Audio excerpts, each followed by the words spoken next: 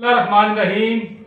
मैं हूं आपका मेज़बान वसीम खान और आप देख रहे हैं प्रोग्राम खेलों की बात वसीम खान के साथ। नाज़रीन, आज पाकिस्तान ने जब खेल का आगाज़ किया तीसरे दिन तो बहुत अच्छी बैटिंग की, लेकिन जैसे जैसे बैटिंग आगे जाती गई, अजहर अली और शफीक अहमद जैसे ही आउट हुए तो पाकिस्तान के जितने भी आने वाले खिलाड़ी थे उन्होंने कोई ख़ास अच्छा खेल पेश नहीं किया और सिर्फ 20 रन बनाए तकरीबन 6 खिलाड़ियों ने।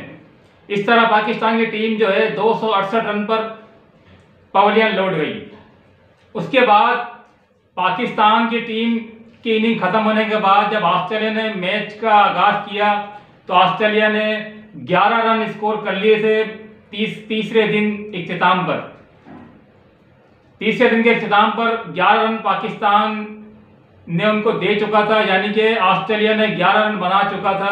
जब तीसरे दिन का खेल खत्म हुआ उनका कोई खिलाड़ी आउट नहीं हुआ।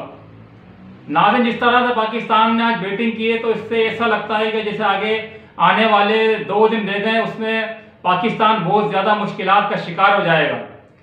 तो नाज़रीन, पाकिस्तान को अपनी कारकर्दगी बेहतरी की तरफ ले जाना होगा और कल चौथे दिन पाकिस्तान को कोशिश करनी होगी कि जितने ज़्यादा से ज़्यादा आउट कर सके और कम रन में आउट करें ताकि पाकिस्तान फतेह की तरफ जाए।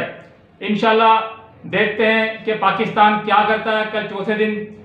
उम्मीद तो यही है, बाबर आजम जो कि हमारे पाकिस्तान टीम के कप्तान हैं, उनकी कोशिश यही होगी कि अच्छा खेल पेश किया जाए और जल्द से जल्द उन्हें आउट किया जाए।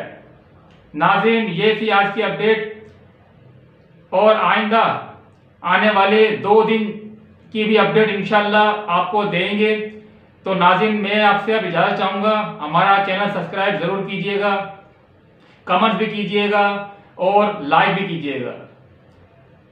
तो मैं आपसे इजाज़त चाहता हूँ। अल्लाह हाफिज़।